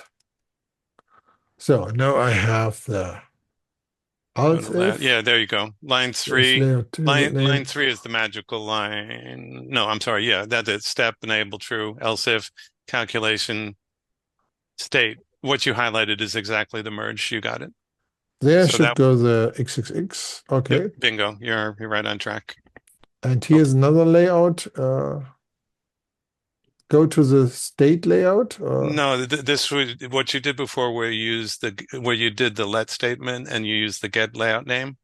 You would be the same coding style, same coding pattern, but instead of get layout name, you would do get layout table name, and that would pull out the table occurrence, and then you merge that in. And the layout table name should go here and here. I think you're probably right about, yeah, that's extra credit, but yes. Okay, copy, paste. So we have, and you said layout table name. Bingo. This time. Oh, yeah, I need to recalculate. Yeah. So go to layout table. Right. Okay, install this command. Yeah.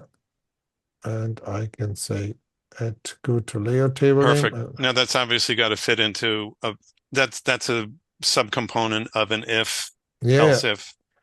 So then you can, but basically line 6 is brilliant. 6 was a typo. Yeah. But line 5, you moved them. Line 5 is brilliant because you did exactly, that's the extensible use case for anyone who knows what they're doing. That's it. And then, you would have a script. It's basically the use case for this. We use it for go to detail, branch accordingly, go to list view, branch accordingly, new record, branch accordingly. You get the idea. Like all of our functional scripts that are based on actions, not all of them, but most of them just, it's a single script that's navigates or new or delete or duplicate, and it branches accordingly. Okay, so you get the script workspace context menu commands example file, and then you add as many entries as you want. You can specify if they need a selection. In this case, well, we just insert, so always on, and show where is the script workspace. You have your template, and the template has this, the Just query the value and do a substitute for the value in the XML. And your XML template goes down here. And then you have this goes to the plugin. And you can click install button to install the command here. Perfect. And then you, Christian, it looks like you're shipping the plugin with, I don't know, it looked like 10 to 20 popular. Oh, no. You only get, well, here, this example has something like 10, 20 examples, commands you can add. Yeah. So you're starting people off with 10. Yeah, well, originally, if you just install the plugin, this is empty. Oh, okay. So And you I go got to this- the database and pick the ones you want. Yeah, and I Okay. have this huge list because I run the FM IDE example from Russell, which installs all these useful commands. Okay, good. But you can just use the plugin here to install the one. Let's say clear, add. Okay.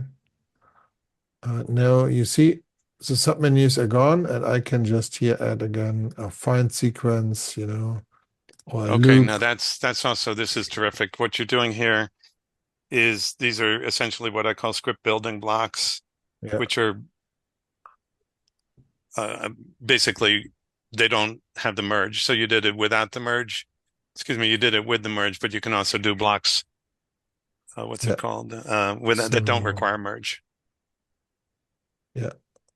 That's terrific. Whatever. So there's a common snippets you may want to use in all your scripts, so you can put them on the context menu, so you have them here right here at your fingertips.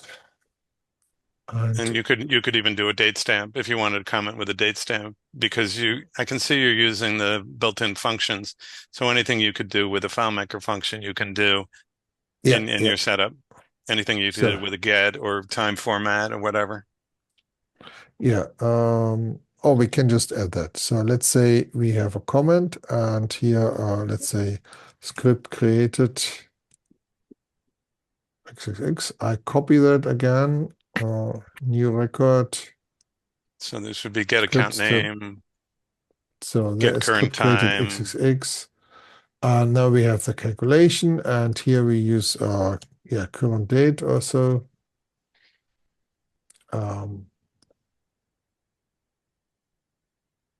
Wait.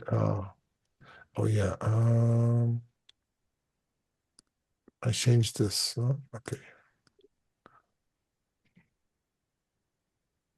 So it created the command. We need to give it a name. At script created line.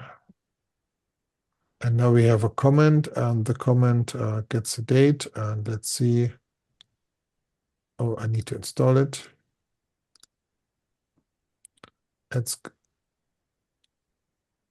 Why did I get a submenu?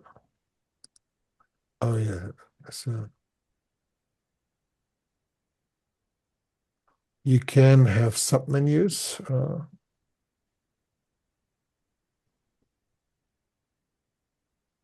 If you want to organize all your calls. And usually you have some special characters there. So you see, it put in a date. Yeah, that's awesome. And by the way, get account, you could do get account name in there as well. And, pick up the credentials, not the credentials, but the account name. And you could also This is just a FileMaker calculation, Yeah, get account name. So this should be accessible to, any developer. Yeah. Yeah. Okay. So and just add it to your snippets. For extra credit, you could do YYYMMDD, make it the international format, disambiguate the American-European disagreement on date format. Oh, yeah, but this that would be more work, here, but the point's well taken. This FileMaker file has setting for US date. If I would go to a different file, which has German, settings. I don't know which one has German settings. There's my SVG file. So it depends on whatever FileMaker uses for the current context, Okay, so you see, this file is has a local set to Germany, so I get a German date. Yeah. I mean, that's awesome. It's a little bit of a, I like the MMM. No, what is it? I like YYY hyphen MM hyphen DD just because it only means one thing. But Yeah. obviously, So you this is put brilliant. To that each their own, right? you put it, whatever calculation you want there. Yeah. The plugin will just run it, get the XML you produced, and because your ID for the layout is invalid, FileMaker will look up the name. So this is very Fantastic. powerful. So Christian, I got another, unless anyone in the audience has questions, Eric, how much access do you have to the layout design surface, I'm guessing you don't have access to it through the plugin, but maybe I'm wrong. Like let's say that you code generated a standard button that you want to put in the same position. You know, Just, I have here greetings in layout mode. okay. Is that You like, know, you can copy something here. okay, Let's copy this field. Go to our snippets database. Oh, this is the snippets database. Make a new one and paste no, not layout. What is it? layout object? I think so. Yeah, Where is it? the first one maybe. No, strange. Did I copy it? What's on the clipboard? I got so confused with so many windows. Okay, here's a layout thing. Let's just make a text. So and now I copy this text. Okay. And when I paste it, no, I want the XML. Maybe this. How do I get the XML for the FileMaker gives me an XML. I don't know why. Copy. I don't get an XML. Oh, there it is. Oh, yeah. Okay. Oh, the plugin didn't convert it until I moved out. Yeah. So the plugin does a conversion when it moves to a different application, you know. Got it. But FileMaker doesn't give an XML if you just have one text selected. Okay, copy, paste, but the button works. So you can't just copy a text element. You need to copy something more fancy. Okay, this is a big button. Okay, copy it. Go to my example for the script workspace. Put the big XML in. And this is again here, just put the XML on the clipboard in the type and run the menu command. So here add button. Let's see, and this should be in layout mode.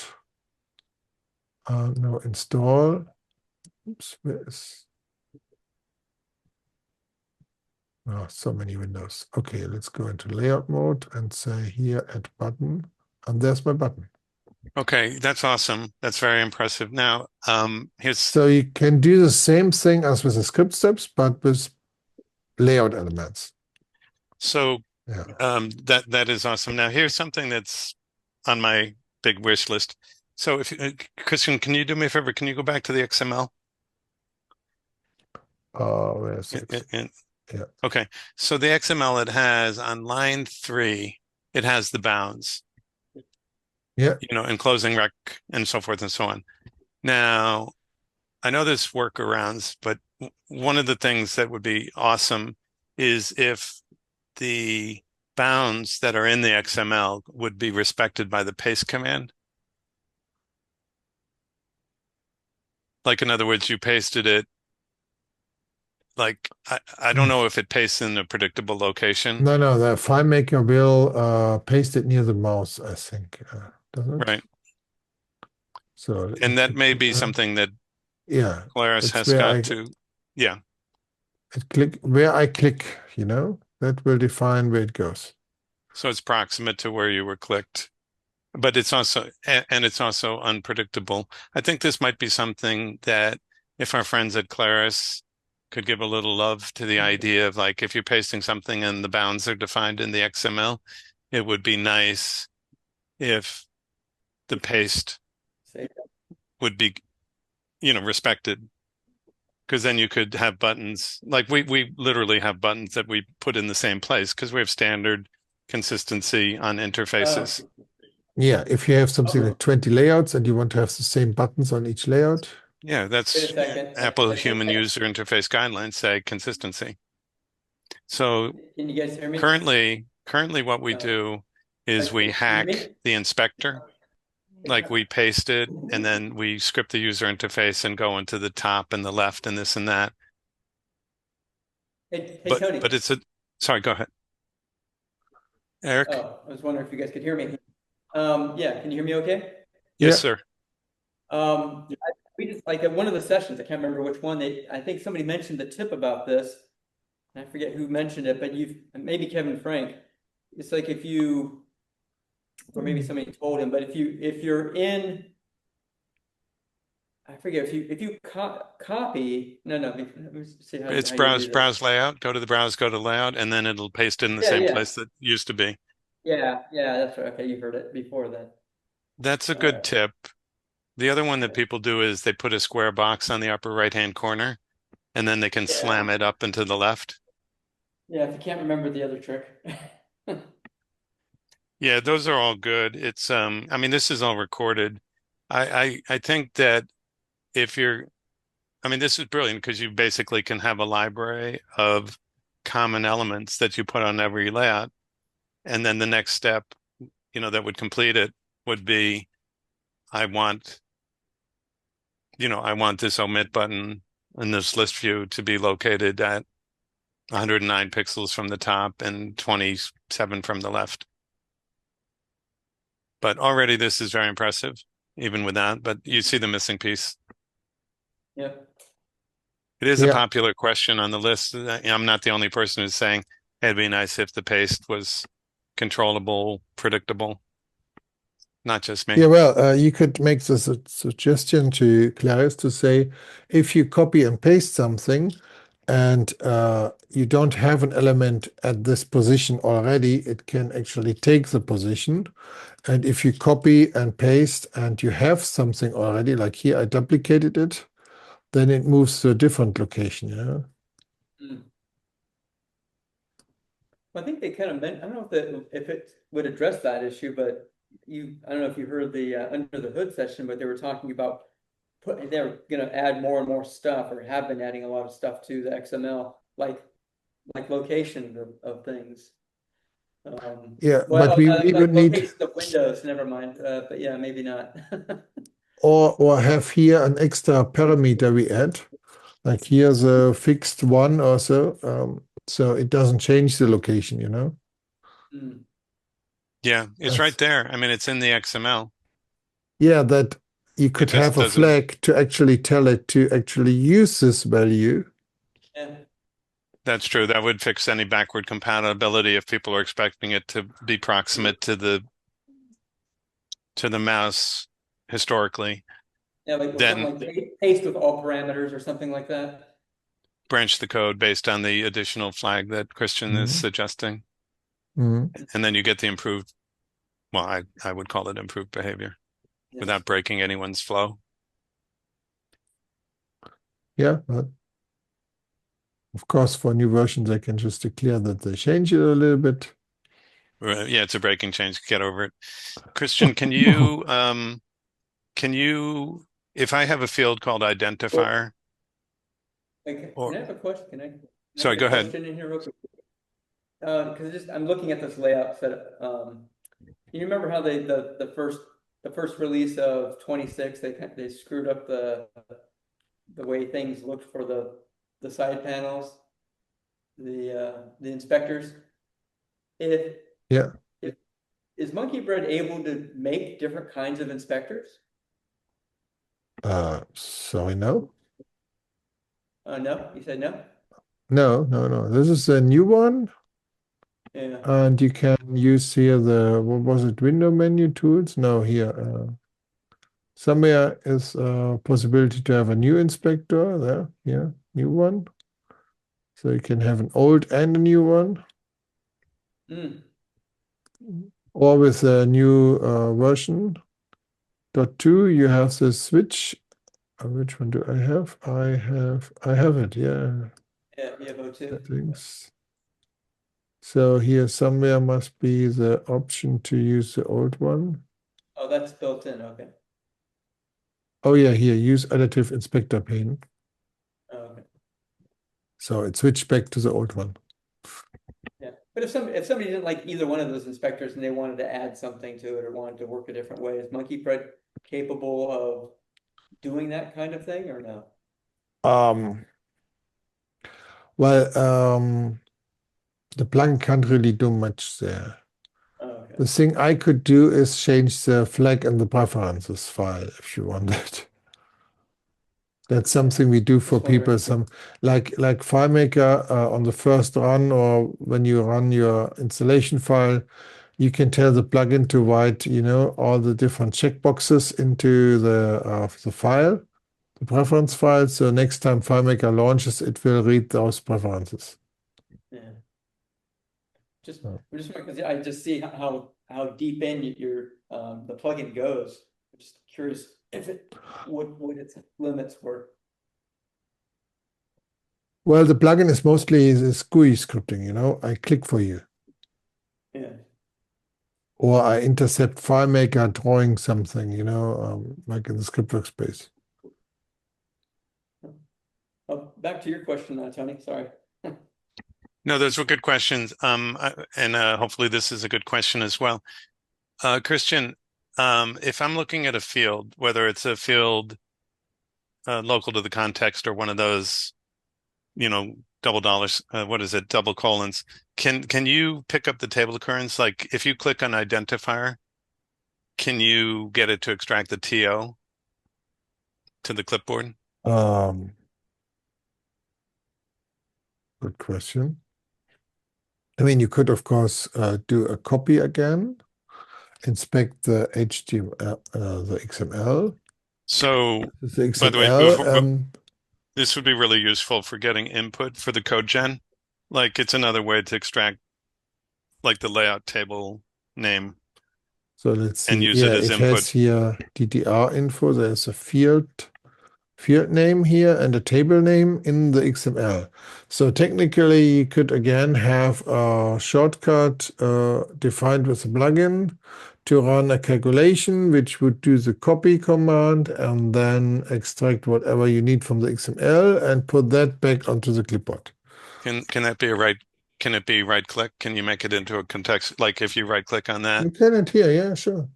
So, and it could be like copy table occurrence to clipboard.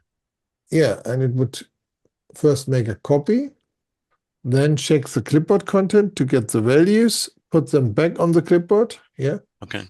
And then that would be the use case for anyone, for the audience who's listening to the recording later. The use case would be that string can then turn around and be input into a block of scripts or even a complete portal construct. Yeah. And that would be code gen. That would be human intelligence or FileMaker intelligence or local intelligence. So Tony, when next time I look on your screen, I will see this menu being full with 10 new commands you defined. We actually have the ability to copy the table occurrence.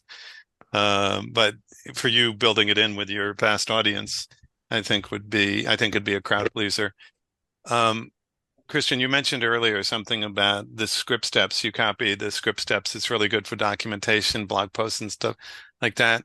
We do, yeah, just being able to copy the name of a script that's behind a button.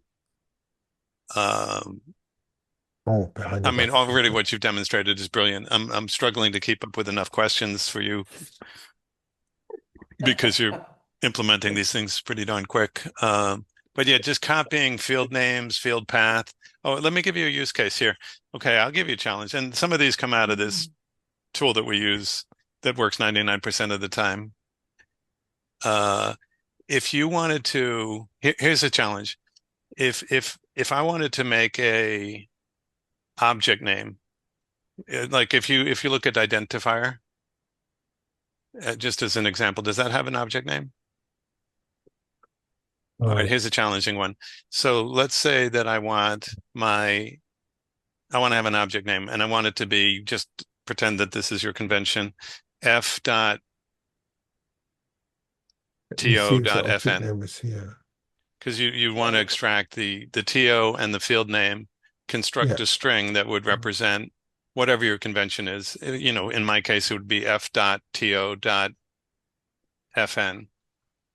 which is the template. You would copy it, and here in the object entry is a name field, and that would be your test ID. Yeah, the name. Yeah, just whatever you can pick out of this. And then here's the added credit, because you keep on knocking down all my feature requests here, completing them successfully. Now, once I've got that string, can you script the user interface and place the object name into the object name box? In other words, go from a field on a layout that you've selected, and I want this to have an object name. Did that make sense as a question? Kind of difficult because, okay, so our calculation would make the copy here, would analyze the XML, and then it would need to now you got to script the user interface. Yep. Yeah, you would need to click here. You would have a redraw issue. Okay. And then you'd have to figure out a way to get to the name field. Yeah, so you would click on position, then you would click on the name field. Oh, you would need to scroll up. It's tricky. It would be tricky. I've requested a hook into that field, because once you're in the field, your chances are better. Okay, this is different. If you can have the focus on the field already, and then run the command, that's interesting. It could just paste the new name, you know? And it's just a paste operation. Okay, so that's something. And then the hard part would getting the entire FileMaker community to agree on a naming convention for object names. It's a bit of a joke, that one. So then you make it so it's a calculation, right? So you calculate what it's going to be. You'd have to have like a template, because it's a bit of a joke, but we do we do f.to-fn. Actually, I'm sorry. That doesn't matter what we do. Everyone's going to do it different. Okay. Yeah. I see you have a lot of ideas, and I'm curious to see what you can build with my script workspace context menu commands sample file, and maybe send me your version. Where did you get that file again? It's included with the examples. Just a second. Here on the folder Mac only. The plugin? When you download the plugin. Yeah, when you download the plugin, you get all the things here. You get this big folder with a lot of stuff, and there's an example folder, and there's a Mac only folder, and there's an example for the script menu. Just a few examples. Yeah, just 600. You will do it on a day. Check them out. Yeah, and if you have some good commands here, like I may add this to my sample for everyone. So if you have more to contribute, I could add them too.